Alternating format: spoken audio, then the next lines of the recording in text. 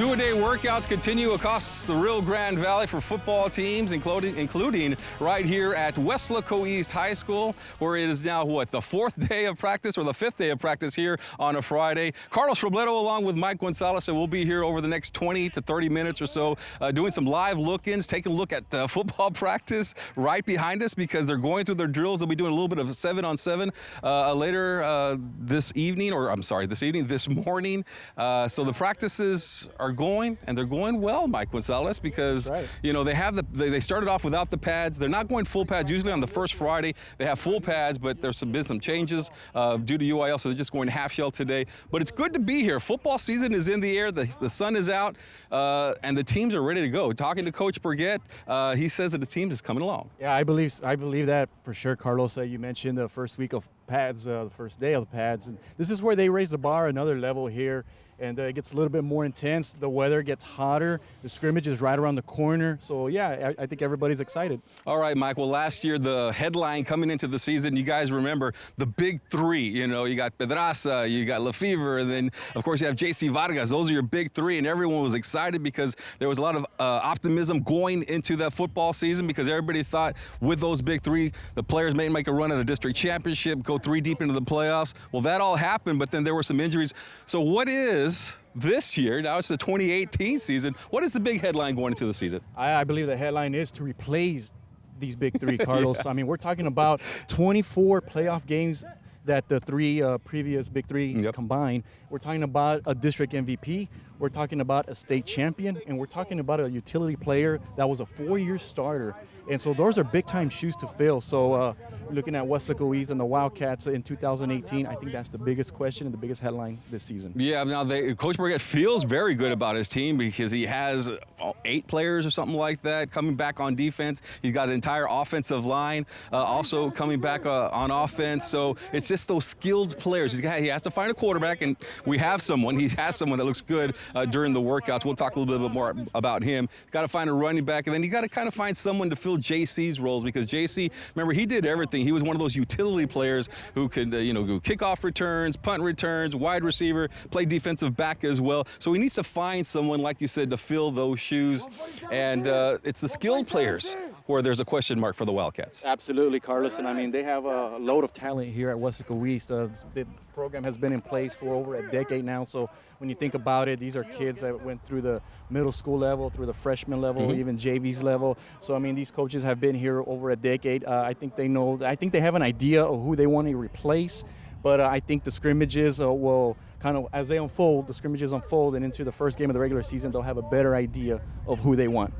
Now, 2 years ago, Mike sang a Meatloaf song. 2 out of 3 ain't bad. Remember that? Absolutely. Okay. 70s classic. Because what happened a couple of years ago is that Weslaco lost their first 2 games of the district season, or they lost 2 games. They lost to San Benito, and I believe they lost to Los Fresnos, and they lost to San Benito and Harlingen, I believe. Yeah, you're right. And they needed to come back, and they needed to pretty much win out to make the playoffs. And then last year, they kind of had the same scenario because they lost back-to-back games. They lost to San Benito, then they lost to Los Fresnos. Then the theme was, let's out-hit them.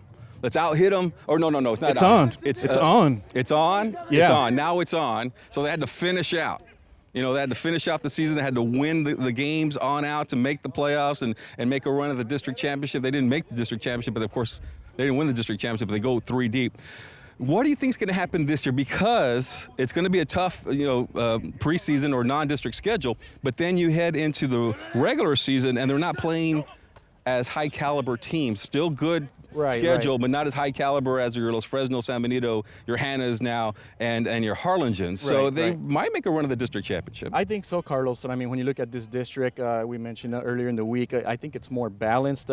It's not the meat grinder of 32-6A anymore. You're not dealing with the one high school San Benito, the one high school Los Fresnos, and the Valley Power Harlingen Cardinals, and Harlingen South that has all this tradition here. So, I mean, I think the Wildcats are in pretty good shape to be in the 31-6A race with the Edinburgh schools and the Donna Norths. And, that the game I'm looking at is the last game of the year against Robert Vela. If things unfold the way baby. they're supposed to, and I predicted, Will, we're going to have a big one in Edinburgh, a rematch of the bi-district championship in 2016. Yeah, and we're going to talk a little bit more about that 31 district. We'll dive into the details a little bit later on during the show. But right now, Mike Palacios, he is our director.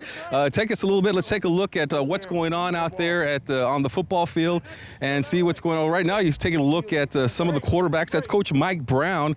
And we don't talk enough about Coach Brown, but we'll talk about that later. He's the quarterback coach. And what you're seeing right now are the quarterbacks working a little bit with the running backs during this football practice. And number 8 is the one that where the camera's on right now. That is Antonio Cedeno. He is the presumed number 1 starter at this point for the Weslaco East Wildcats. Played JV last year, and he actually he moved to Weslaco East a couple of years ago. I was talking to Coach Mike Burgett before the season. Moved from Mexico, in Monterrey, Mexico, and he's been out. He's had to sit out a full year because he was new to the district. Played all JV last year, but he's going to be their number 1 quarterback. Mike Antonio Cedeno looks like he's about 6 foot tall. Reminds me a lot of Lupe Moron. Well, he's wearing Troy Aikman's number, that's for sure. So the number 8 is a great number to wear. But yes, Coach Burgett is very high on this kid. As you mentioned, he's from Monterrey, Mexico.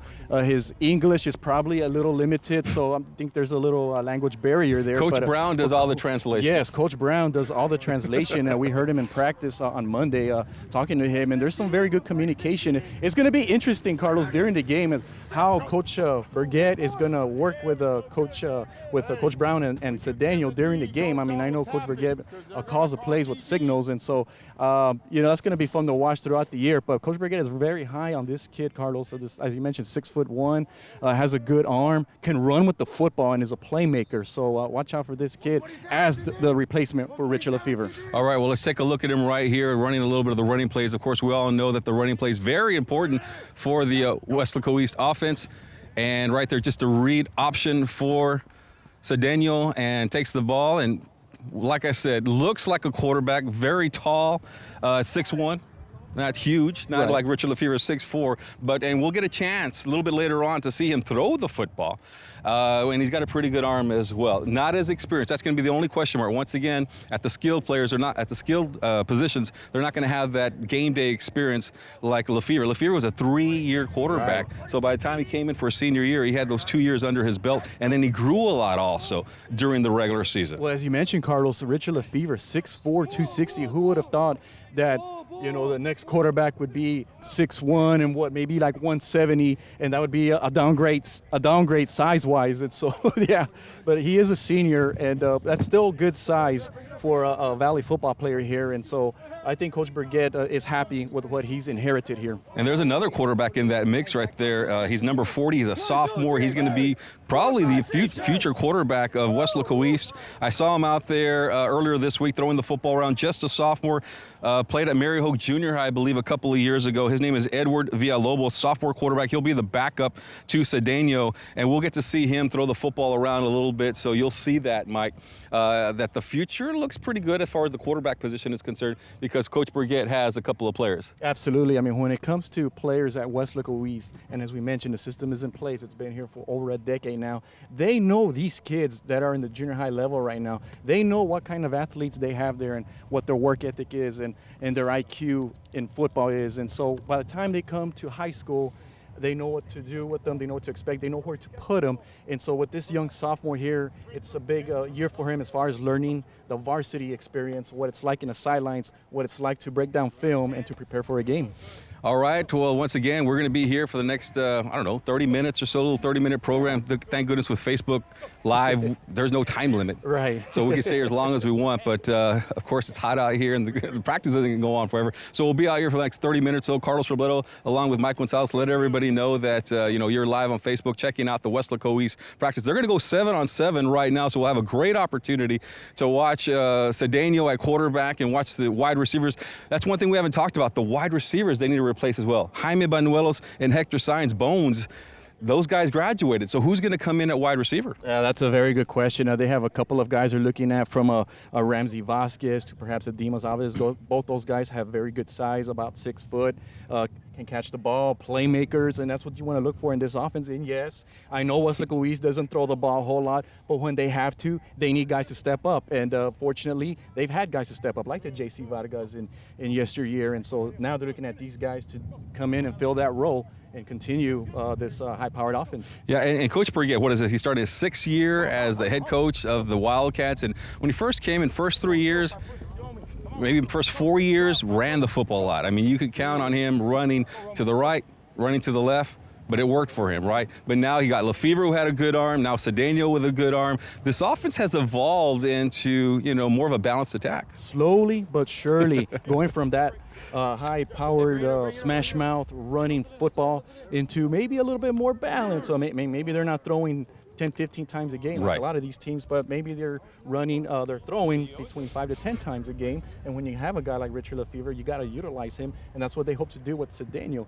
and that's what you hope to do with some of these athletes that they have.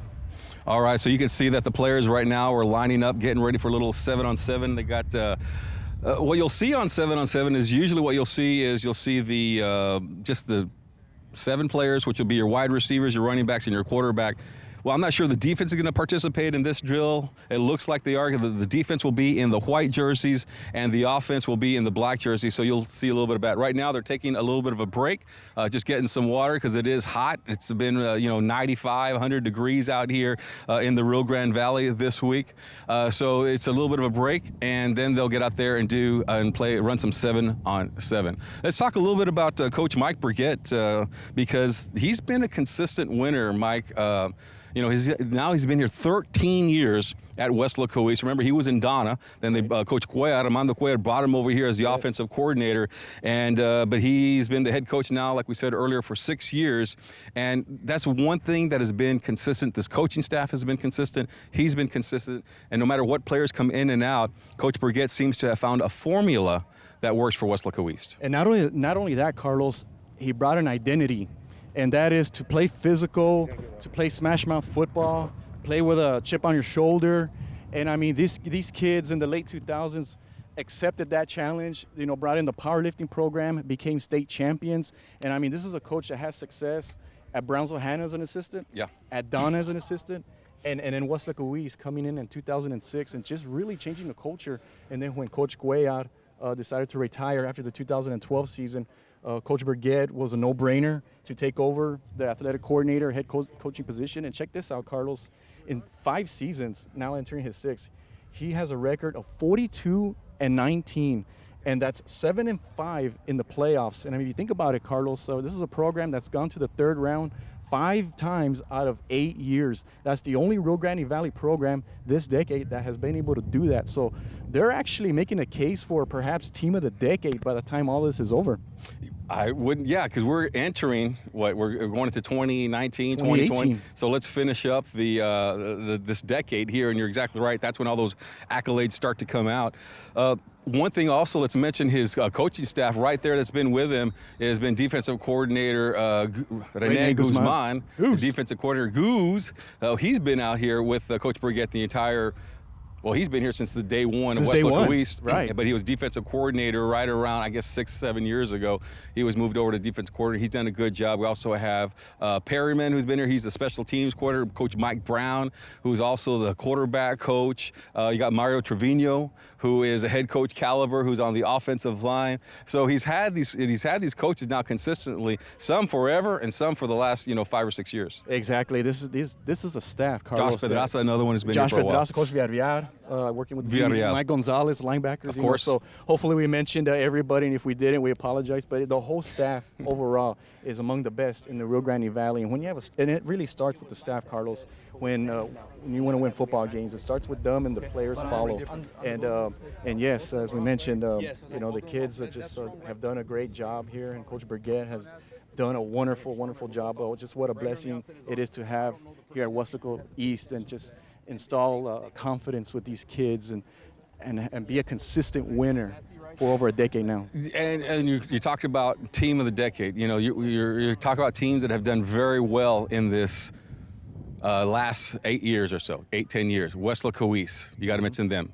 Edinburgh Villa, you got to mention them. You also have Harlingen High. Well, I'm talking about the new Okay. of the new schools. Brownsville Memorial. Of the newer, yeah, Yes. Harlingen's been there forever. Sherryland's always going to be good. Ed Cowchelsea, Mercedes, those teams have tradition-rich Right. that have consistently over the past 20 years or so. But of the new schools, Villa, East, Brownsville Memorial, those teams have been consistently in the top 10, consistently good.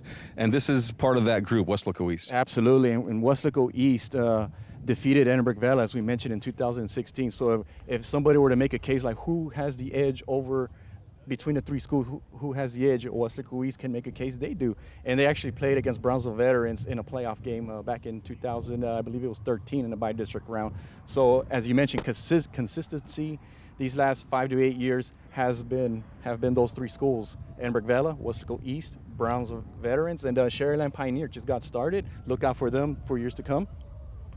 All right, so here we go. The 7-on-7 drill is about to begin, so we'll get to see a little bit of passing. We'll get to see the arm of Cedeno. We'll get to see also the arm of their backup quarterback, Villalobos, who probably going to be on the JV team as a sophomore. We'll get to see some of these receivers as well and how they do out there. So this is just a passing drill, 7-on-7 passing drill for the Wildcats. And once again, Cedeno right there in front of your camera, in front of the camera there of Don Ramirez working the field. And he's got Cedeno on camera. So we'll take a look to see who's going to replace. You got number 80 over here. You used to see Hector Sion's always wearing number 80. So we'll see who is going to be replacing these guys. And you see Coach Burgett kind of lined up in the back. He sees the play unfold right in front of him. You see, I don't know if Don has a shot of him, but Coach Burgett is the one who, he's a head coach, but he also calls the plays.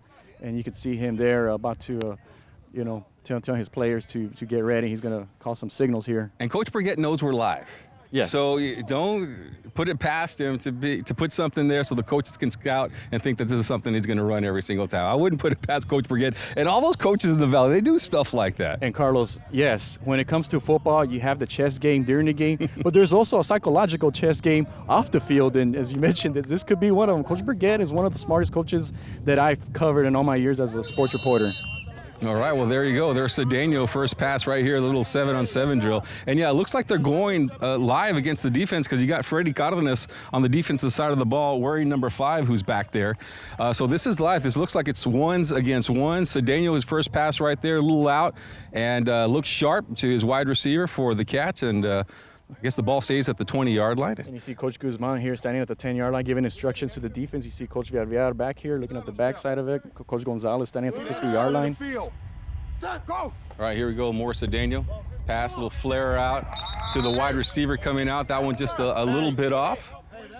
And the ball will go incomplete. Now you'll see the coaches coming in there and they'll do some instructing. And this is what you see. Even during the games, they'll try to do some coaching up as well. See, all the mistakes that are made, Carlos, you want to do them here. Correct them, so that way when it comes to the game, you do it correct and you do it properly. And that's exactly what Coach Burgett and these coaches are doing here with their players. All right, so here we go. Third play now here for Cedeno, getting the signals from Burgett, all hand signals. Let's listen in.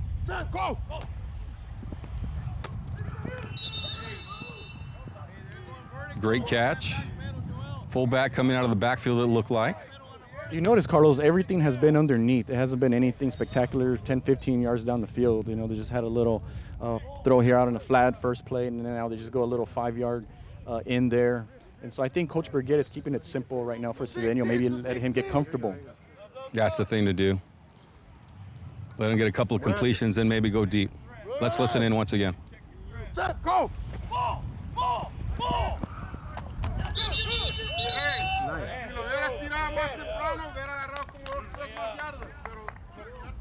One of the things I wasn't sure of, Carlos, is are they going to let them touch the players or can they do contact? And as we see right there, there was a little tackle there by the defense. Not supposed. I don't think they're really want a lot of contact right now. But of course, sometimes football players, their instinct is to hit. They hit right away.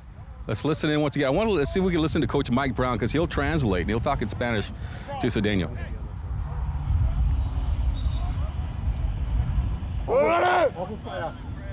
Go!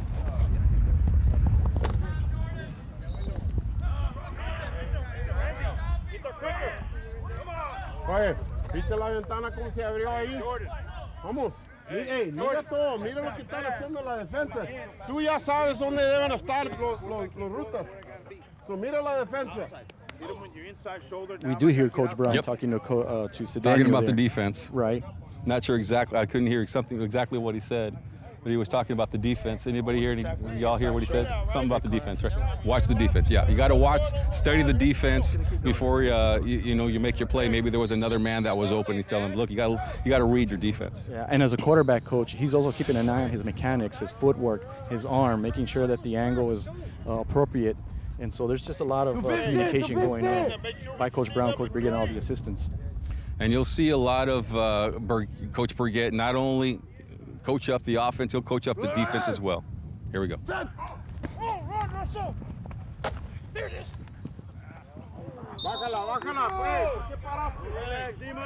That one just a little bit high to his, I believe that was a fullback that was out there. I don't see any black jerseys. But one thing you got to remember also, Cedeno's going against probably one of the top defenses in the district, and maybe not the Rio Grande Valley as well, Mike. And you know what, Carlos, not only are they one of the top defenses in the Valley, but when it comes to big games and playoff games, it just seems like the defense steps it up another level or two, coming up with big plays. If you recall, Freddie Cardinals making a huge interception against Laredo Alexander in the area round. There we go. Nice catch right there by that young man. We got our cameraman right there. Cedeno, there's got to be some butterflies with a camera right there. And, he's been working as a quarterback now for the past couple of years on the JV side. And then, of course, all this week, maybe during the summer, he did some stuff on his own. But also keep in mind, guys, we have these cameras out here. Might make these high school players a little bit nervous. Yeah, absolutely. But it's something they'll get used to as our KWS coverage. We're among the best in the Valley in South Texas, and we like to expose our athletes, our programs, and our school district. Great shot right there of one of the centers, not in his full pads or his half shell this morning, but they'll get the opportunity also to work with a snapper here at this point, Will Cedeno. Let's watch the play. Go! Yeah, pretty much everything has been underneath, Mike, like you said, nothing deep at this point. And when you're going up, once again, you got these top players on the defensive side of the ball, your Cardenases of the world. It's going to be hard to go deep against this team. And that last reception was by Ramsey Vasquez. That's the young man we're talking about that could be the next J.C. Vargas, the next Cielo Riojas in this system here. He's wearing the white jersey because he also works out with the defense there, but in that play, made a reception there. So watch for Ramsey Vasquez on both sides of the ball. Yeah, Ramsey Vasquez came to life last year as was he a sophomore? Was it last year? Yes. Had a couple of games where he had multiple interceptions. And people started to take a look at this little sophomore, like he's going to be the future of Weslaco East. So we'll find out a little bit more this year because he will get a lot more playing time. Will Vasquez, will it be on the defensive side of the ball? Will it be on the offensive side of the ball? We'll find out as the season continues, but he is certainly someone to look for. Great shot right there, good pass. He had to read the defense, did Cedeno on that particular play, and coach is real excited about that because they found the fullback right there 5 yards away from the line of scrimmage for the first down and maybe more because he had a lot of green grass to work with. Nobody was around him. Yeah, at that time they did a play action, and then the defense kind of moved toward the sideline and found the fullback up the middle there. So a great job there by Cedeno on that read. And you can hear Coach Guzman on the other side talking to his defensive players about stepping it up a little bit. Here we go. Go! Well, he looked deep there. Cedeno looked deep to the wide receiver on the side, but went underneath instead. And they got about 5 or 6 yards out of that play. And Coach Brigette liked it as well. Yeah, well, you know what, Carlos? He took what the defense gave him there. I mean, maybe at this point he doesn't want to take too many chances here until he gets a little bit more comfortable in this offense. Just took what the defense gave him, found his fullback 5 yards down, got the completion. And if you notice, that fullback has very good size. So in a real game, perhaps that fullback makes a reception, breaks a tackle, and turns it into perhaps a 15, 20-yard game. All right, you're watching coverage live, looking here at Weslaco East on the fifth day of two-a-day workouts on the campus of Weslaco East High School. Take a look at the quarterback, Antonio Cedeno, and how he looks out here. And running the 7-on-7 drills, and once again, another pass, pass to the fullback, number 32, with the catch. And you know what, Carlos? One thing that's been consistent so far that we've seen is that Daniel has been off the shotgun here. However, they've shown a different formation. So at the beginning, they show like one back, and now they're showing like one back and then two guys in the back. Like, you know, they're showing a little bit different situations here for Daniel to get used to and to learn. Really nice opportunity here. Good coverage by our squad. K-West team right here on this coverage. Don Ramirez down on the field right now. Vinny Berry with the camera up top. Balsamora also on-field camera. Daniel, good pass. That's one of the big fullbacks. I took a look at the fullbacks. They were running some drills earlier, Mike, and there was about 4 or 5 guys that looked like could have been offensive linemen. That's how big they are at the fullback position. No kidding. I mean, the Wildcats are already going to have one of the best offensive lines in the Valley, and then you add a guy like him in the backfield. That only adds more size and more strength to this offense. I don't know if we'll get a chance to see it during this drill, but Cedeno, according to Coach Burgett, also has really good hands. They say that he can go out there, he can catch the football as well. So you'll never know, maybe a new wrinkle later on in the season. They'll move him out to, he'll start up in the quarterback position, then line up to a wideout, put Villalobos back there to throw to him. But supposedly, the young man could also catch the football. And you know what, Carlos? As we get to know this young man, one of the things I'm anxious to learn about him is what's his background in sports, maybe in Mexico, maybe playing soccer, playing something over there. I mean, he seems very athletic there as he makes another great throw there. I mean, that'd be interesting to learn. What has impressed me, Mike, is not only the good throws that he's made. Of course, it hasn't been 100% perfect, but the catches as well. He's firing that ball in there, and these running backs and receivers are doing a good job of hanging on to the football. Absolutely. That last reception, they're actually almost slipped off the hands of the receiver, but a great job there of bringing it in, doing what the coaches teaches you, which is, catch it with 2 hands, bring it in, and then protect the football. Earlier in the week, we were here for a football practice with some coverage, and they were tossing that football around. They were maybe catching 30% of the balls that were thrown their way. So first day of practice, there's a drop right there. But first day of practice, you got to get your timing down. You got to get your hands ready to catch that football. And that happens all across the Valley on that first day. As far as catching the football, it's not as consistent on that first day of practice, but as the season continues, they get certainly better. Yeah, something to point out, Carlos, as our audience will notice, as that number 8 in white is lined up in the slot, or as actually they have trip splits to our side here. That's Dimas Alvarez. That's one of the guys I mentioned that may also play on both sides of the ball there and will be involved in this offense. All right. So tomorrow, the Wildcats. Tomorrow's a big day here at Weslaco East. It's going to be it'll be Saturday, and then tomorrow we'll have media day. So we'll come in and we'll do our work as the K-West crew, get them ready for the upcoming football season. The graphics and the photos that you see up on the big screen and the videos on the big screen, we'll be shooting a lot of that tomorrow. There'll also be Meet the Wildcat, so that'll be an opportunity to meet the volleyball team, the cross-country team. The band will be out there, cheerleaders will be out there, and the football team and Coach Burgett will talk a little bit. That's going to take place, I believe, 2 o'clock tomorrow in the gym.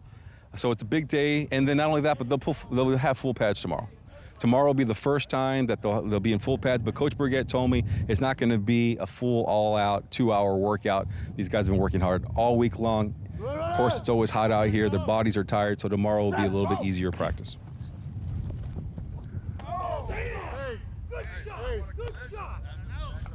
Coach Burgett actually liked that pass. It was incomplete, but it was a great pass right down a little skinny post. On a rope, Mike, for a good 20 yards. I think he liked that, Carlos, because of the read he made. He saw that the receiver was open up the middle. The receiver needs to catch the football there, a little off target. But yes, it's a great read, and right now, those are the things that he's working on right now as he learns the offense. All right, we'll watch a couple of more plays of this, and then we'll move on to other segment of our show. Now they're working a little bit more on with wide receivers. Looks like they're working a little bit more on the outside routes to these receivers, their post inside. Yeah, as long as they don't bump the antenna. Yeah, now they're throwing the ball a little bit more down the field versus in the beginning of the 7-on-7 where things were just underneath and into the flat. We'll also have coverage tomorrow. We're live today at Weslaco East. We'll be live tomorrow at Weslaco High School Saturday for those of you guys that are watching this on delay. And Saturday will be taking place over at Weslaco High School. They'll have a purple-white scrimmage that'll be taking place at 10 o'clock at Bobby Lackey Stadium. They also have Media Day, which will start off at 8 in the morning. So it's going to be a busy day for the K-West crew. But at 10 o'clock, we'll have the purple-white scrimmage, and we'll have coverage of that. They'll be in full pads. And that'll be a chance for us to take a look at the Weslaco Panthers. Yeah, Coach Salena's in his second year now, so it's going to be interesting and fun to watch where they stand over there. All right, we'll do one more play, and then we'll continue on with some of our other segments of the show. Here live, we're going to be doing some live interviews with some of our players as well. We'll talk about the district and how it shapes up, some of the predictions that are taking place in Dave Campbell's Texas Football Magazine. And we'll also introduce the K-West Top 10. Mike and I discussed a little bit who should be the top 10, and we'll be doing a little bit of that as well. And the ball's on the ground, Edward. I'm going to work with you. Ball's on the ground. We noticed now, Carlos, some of the second teamers, I think, are making their way in on defense and on offense, getting everybody involved here and getting their reps in this practice.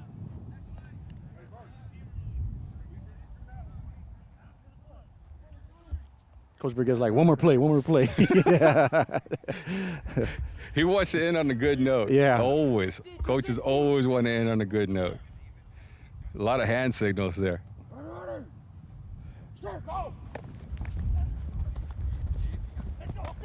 This is Villalobos at quarterback. Villalobos, a sophomore, a big boy for a sophomore as well. He could be the future quarterback for the next 2 years after this year. See, he looks like he has a little bit of Richard Lefevre in him size-wise. You know, that could be a guy that Coach Briguet could use during those third and shorts and fourth and inches, those quarterback sneaks, where the defense had to guess on the gap he was going to go to. And even sometimes when they guess correctly, nothing you can do. And I mean, now with this quarterback here, maybe grow a few more inches and put a little bit more muscle, and he's gonna be just fine. Well, I think this was only supposed to take place for about 10 minutes or so, but I think Coach Briguet likes the coverage that we have right here. And he wants to show a little bit of the future of the Weslaco East Wildcats with Villalobos at quarterback. And you can see now, very calm, very cool, collected, and can throw the football. He's a big boy as well, a little bit thicker than Cedeno is Edward Villalobos, wearing number 40 at quarterback right now for the Wildcats. If I were to take a guess, Carlos, standing, what are we, about 30 yards away from him, I'd say he's what, 5'10", 5'11", somewhere around there? 5'11", maybe 6 foot. Yeah, pretty good size, especially for a sophomore. So he's got room to get a little bit bigger and stronger. He'll definitely get stronger. One of the points of emphasis for Coach Briguet is the weight room. So you'll see a lot of that with this team. Hey, Rod Arnie. Shut go. Break down, Jill. Yeah, that just slipped out of his hands. It was really humid out here. We had some bugs that were flying around all over the place. There was no wind at all at about 8 o'clock this morning when we were setting up. But it's cooled down just a little bit, got some cloud coverage, and also the wind has picked up. But his hands got to be a little bit wet. You can see Coach Brown right there coaching up Villalobos. And he has that towel there to dry that football if it does get wet. I mean, it's like you mentioned, it's humid and hot out here. We see Dimas Alvarez now playing cornerback. Go! Find a window. Nice pass. A little pass on the run there by Villalobos, and look at Coach Briguet. And you saw Dimas Alvarez there fight his blocks off. I think he read the play there, but the quarterback with a great job there of reading that defense and making that throw. It was incomplete. All right, let's go ahead and start talking about we can check in a little bit, but we'll go ahead and start talking about the Dave Campbell's Texas Football Magazine predictions. And guys, you can flash that up on the screen whenever y'all are ready. Then go back to the video as well, because we'll be talking about what Dave Campbell's Texas Football Magazine, the predictions for 31-6A, and you can see the top 2 teams right there on your screen. We got Vela looking like the district champs, or at least that's what the predictions are, and Weslaco East right behind them. Is there any argument with that, Mike, that East and Vela are going to be fighting for the number 1 spot? I don't think so, Carlos. I think Edinburgh Vela has made its case the last couple of years as the supreme team, one of the best teams here in South Texas. They've been the dominant, really in 31-6A is where they've stayed, the last 5 years or so. And, they've gotten their 10-0 records. They've gone 3 deep, and last year's no exception. Even with a new coach there, went 12-1 and have talented players coming back. So Edinburgh Vela should be the favorite right now. 7 returners on offense, 6 on defense for them. They got a lot of tradition.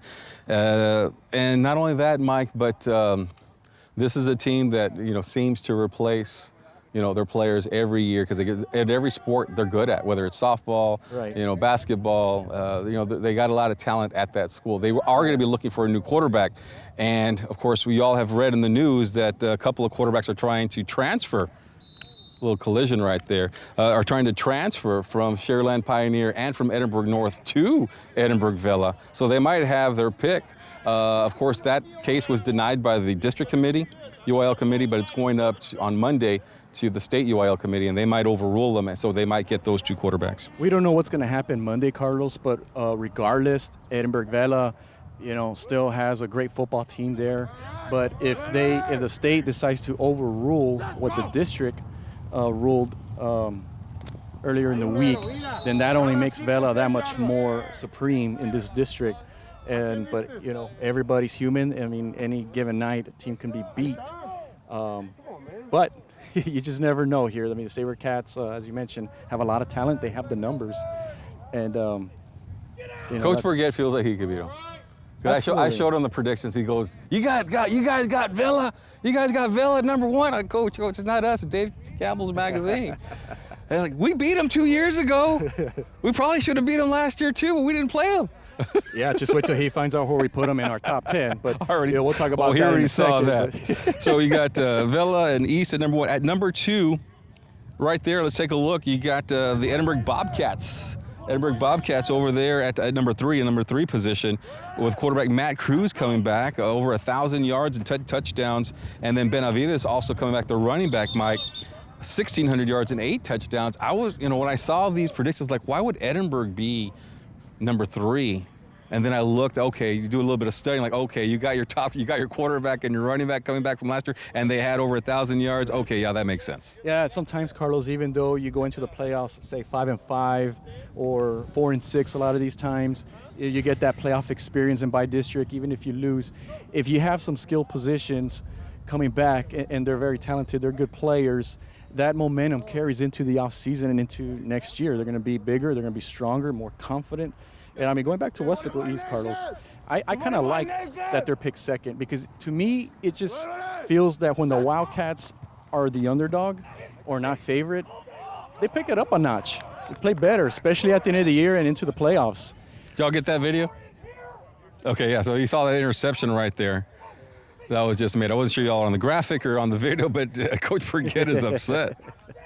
And the thing about this, Carlos, when it's an intra-squad scrimmage or 7-on-7. Coach Forget knows we're live, right? Well, yeah. Yeah, okay. Here's the thing, Carlos, that one coach is going to be happy because, say, for instance, a defense made a great play here. They got an interception. Yeah. While the other coach is not going to be happy. And that's kind of how it works. And that's why the fans are wondering, why is there screaming in every play? That's why. That's Vasquez. Was that Ramsey Vasquez, number 4?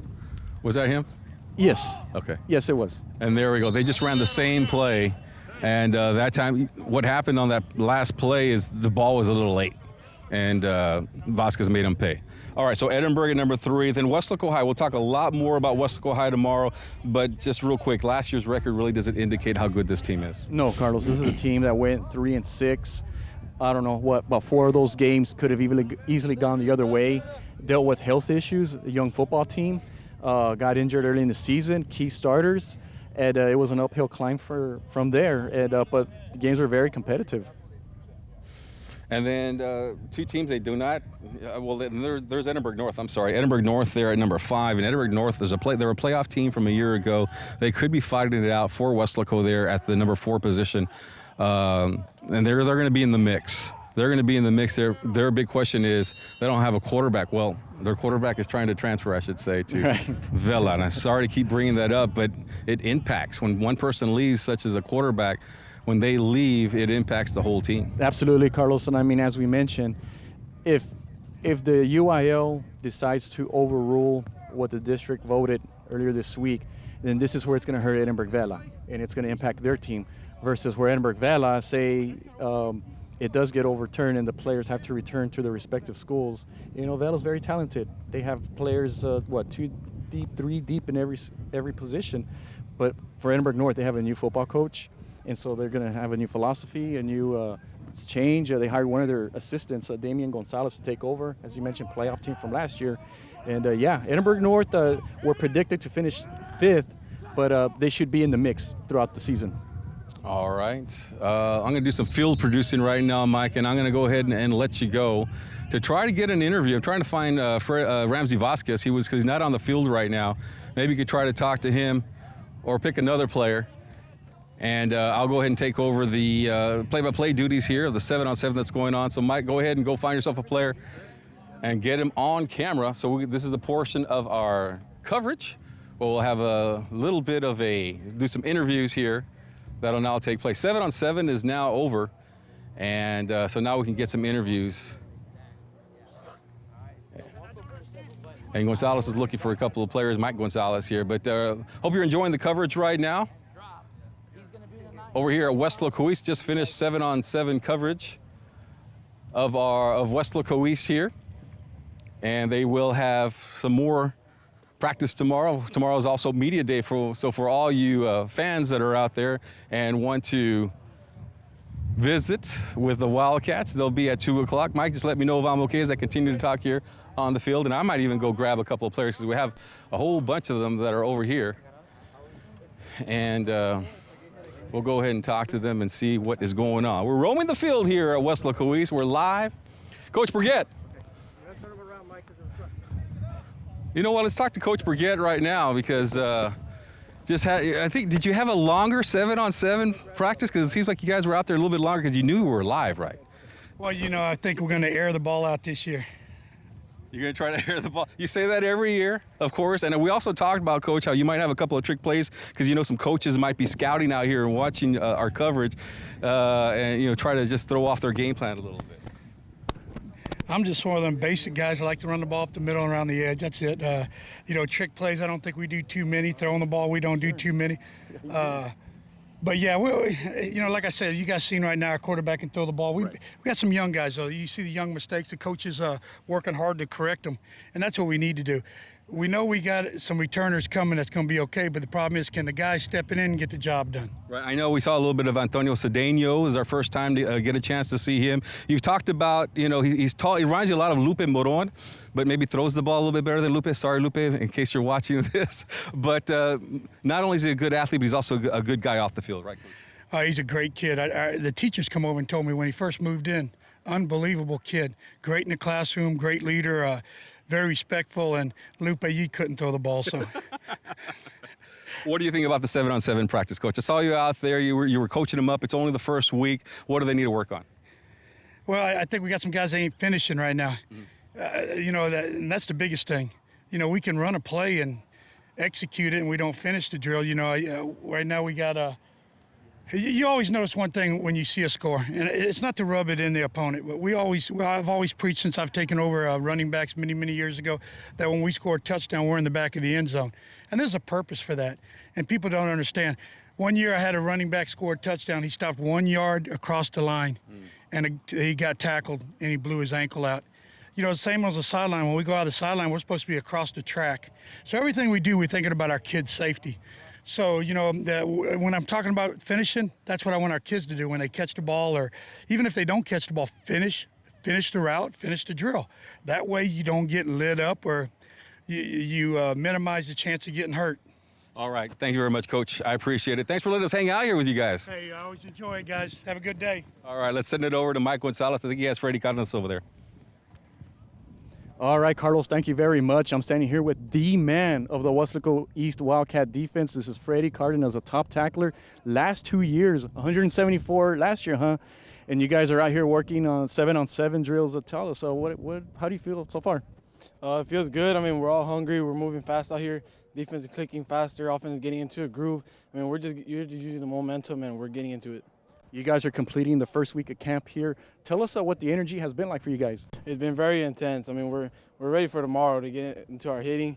I mean, today we can't hit that much, but I mean, it's still intense. We're moving fast. Everybody's on the go. We're just moving. You know, one of the things that the Wildcats had the last couple of years is leadership here with the Richard Lefevre, with the J.C. Vargas, with the Roy Pedraza. You're probably going to be the man now, especially on defense, to kind of fill that void or fill that leadership role team-wise. Do you feel like you're ready for it? I mean, I've been playing for 3 years, so I mean, I've seen their leadership, so I mean, I'm taking it into control. And I mean, yes, I think I'm ready for that leadership. I mean, with the years of experience, with Banda helping me out, I mean, I think we have the team under control, and I think we're going to do good. You guys gave Cibolo Steel a fight last year in that third-round playoff game. Defensive-wise, do you guys feel more confident? Do you feel like some of that momentum is carrying into this season? Yes, I mean, it definitely is. I mean, we saw what we could do last year against a top team like that, so I mean, we're definitely ready. I mean, our D-line is over there working, and I mean, linebackers are working, secondary is working. But the experience, it comes speed, and I mean, we're just getting everything into a groove. Everything clicks faster. They tell us to get into a formation, and we're right in it. How great does it feel that you have a coaching staff like you do, where the system has been in place for a long time, and you guys can just kind of continue what y'all been doing? I mean, the coaches, they know the tradition. We know the tradition. We're just working hard to keep it going. And I mean, it feels great. It feels great to have them supporting us, to have them moving us.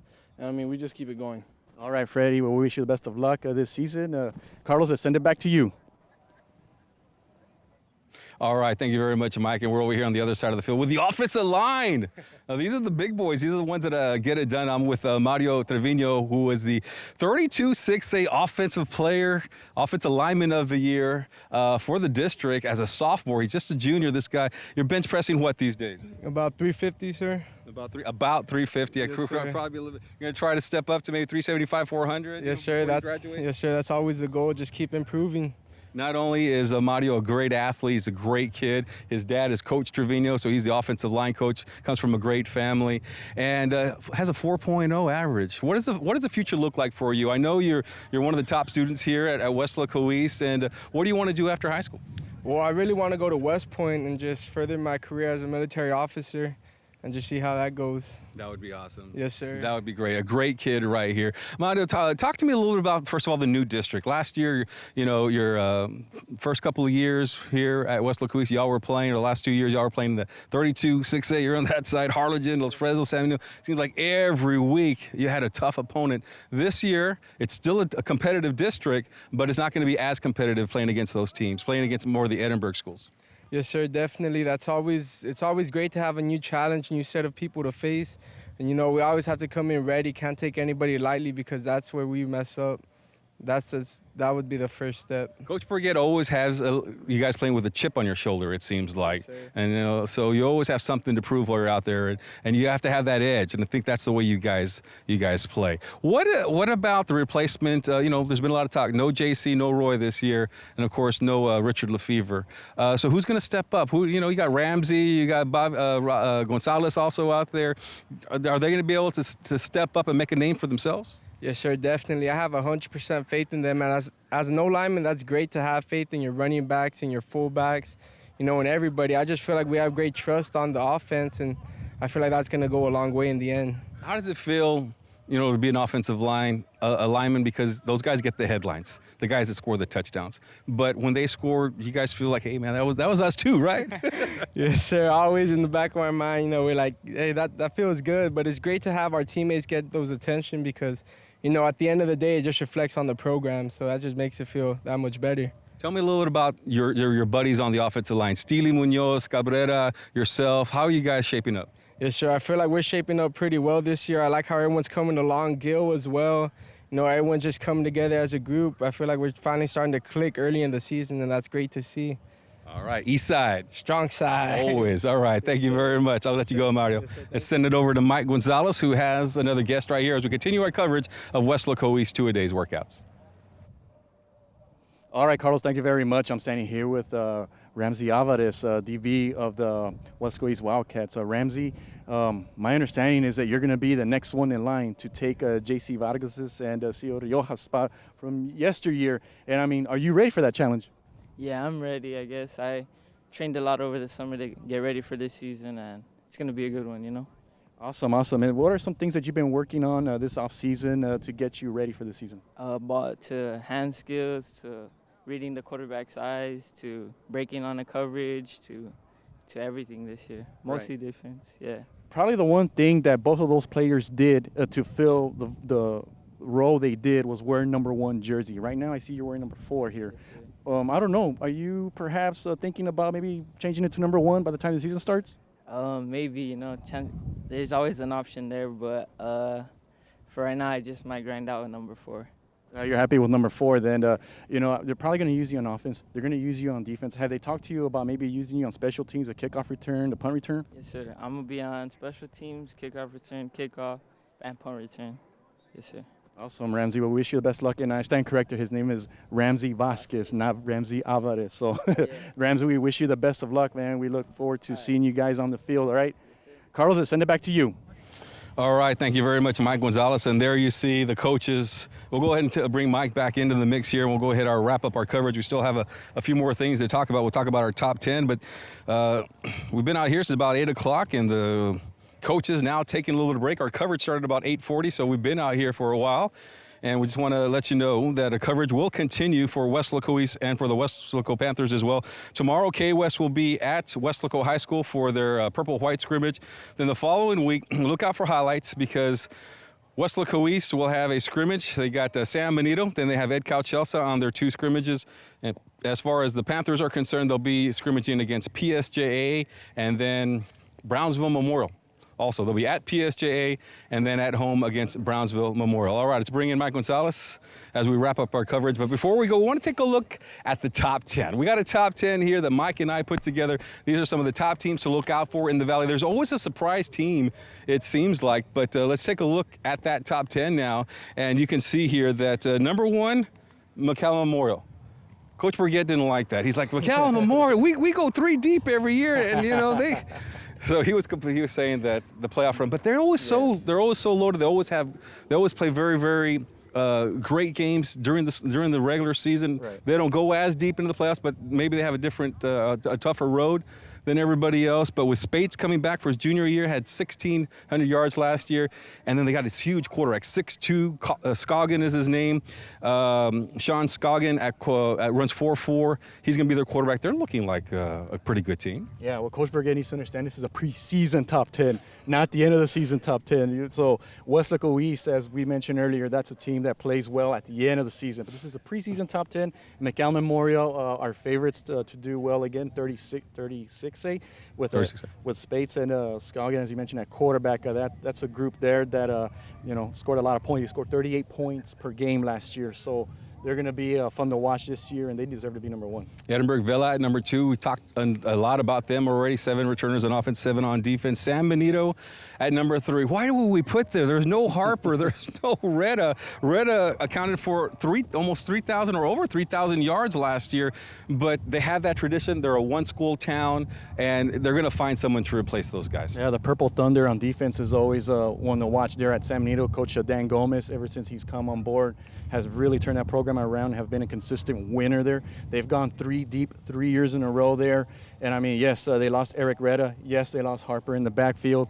But they still have weapons at the wide receiver position, and some of them are probably going to transition from receiver to quarterback there. But they have a lot of speed there in San Benito. So they're still going to contend in 32-16. Now, we have Weslaco East at number 4. They might not jump out to a great start because they have a very tough non-district schedule. And but we have Weslaco East at number 4 because of that strong defense, that strong offensive line, and the tradition that they're carrying on. At number 5, Hannah. We had Hannah a little bit higher, but then Mike and I talked it out a little bit. So, okay, let's put them in the top 5. Although this is a team that, hadn't been in the playoffs in a long time. You got to remember what happened last year when they played against Edinburgh Villa. They were leading that game. Villa came in and 30 seconds left in the game, score a 53-yard Hail Mary field goal, and they win it. But then Hannah actually had a chance to win it at the end themselves because Victor Campos hit a wide receiver deep down the field. They line up for a 54-yard field goal, and the kicker slips. But he knocks that through the goalpost. It's a totally different story. Hannah maybe goes 3 deep. So I think Hannah is right there. My point is they were one play away from beating Edinburgh Vela, one of the top teams in the Valley last year. And you know what, Carlos? And those players are coming back. Yeah, you know, a lot of those players are coming back. And for me, it's simple with Brownsville Hannah. What they did last year, I need for them to do it again this year. If there's one thing that I've noticed about the Brownsville schools is that they'll have a great year, and then they disappear the next year. The only program that's been consistent is Brownsville Veterans. So to me, it's a big year for Brownsville Hannah. Can they do what they did last year? And as you mentioned, they have some players coming back. And so we expect, you know, they had a 1,000-yard rush here. They had the quarterback coming back. And so we'll see. Mike would know. He worked with the Brownsville Herald, so he knows. Victor Campos and Mancias, the quarterback, going to be a junior, great athlete. We also saw him play basketball. Yes. Mancias, great running back as well. Both of them over 1,000 yards. All right, Los Fresnos went 3 deep last year. They're looking for a quarterback, but they have such great tradition. Also, another one high school town. They're going to be in the mix. Yeah, exactly, Carlos. So the Falcons have been a Valley power since the days of Scott Ford in the early 2000s. Then Coach Brown comes in and has continued the Falcon tradition there, and went 3 deep last year, brought Austin Westlake to the Valley, which is awesome for the Valley in South Texas. And so, you know, the Falcons are once again a favorite to be in the playoff race. Mission Vets, Landry Gilpin, he'll be the quarterback coming back once again. You know, he had 2,000 total yards, over 2,000 total yards last year. He's going to lead that team into a top 10 finish. This is Landry's a swan song. He is a senior now, a 4-year starter.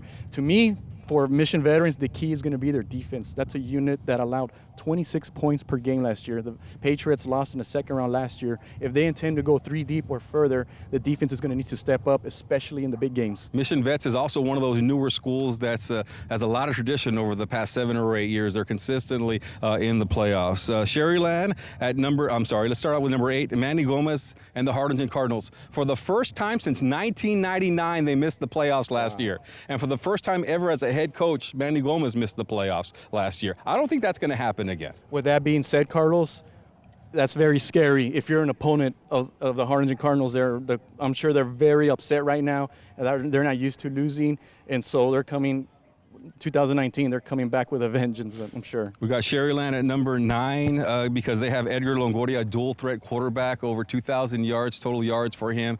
Coach Ron Adam is going to have them ready to go. And they also have a couple of D1 prospects here. A 6'2", 275 offensive lineman, Josh Williams, last year came to play against the Weslaco East Wildcats. And they also have a defensive lineman that stands at 6'2", 210. That's Brandon Mireles, both D1 prospects who possibly play college football.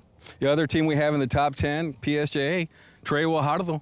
I mean, this is a great athlete. I know they had a run last year. Towards the end of the season, they faltered a little bit. They lost to Weslaco East in the playoffs. But another year under that system, that new system that they have with Lupe Rodriguez as the head coach, right. Trey Guajardo at quarterback, I think PSJA is going to be a force to be reckoned with. Like Brownsville Hannah, PSJA kind of came out of nowhere. Many thought that they were going to only win like 2 or 3 games, and instead they started about 7-0, 3-0, had a big game against Edinburgh Vela on a Thursday night there before things started to fall apart a little bit for Guajardo. 3,000 yards passing last year, 29 touchdowns.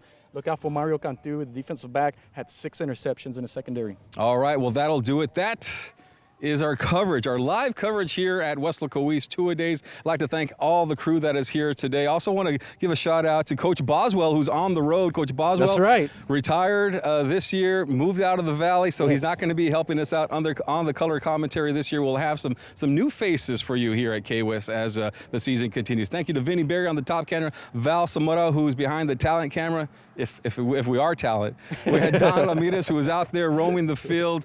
Joe Leal, San Francisco 49ers, congratulations to the 49ers. They won a game last night that really doesn't count, but Joe's the 49ers now they're talking fan. Super Bowl, but oh well. Darlene Gracia on the graphics, and Mike Palacios, the director. For everybody at KWES, we'll see you guys tomorrow at Weslaco High School, Bobby Lackey Stadium for the Purple-White scrimmage as live. Two-a-day coverage continues on KWES. Good morning, everybody.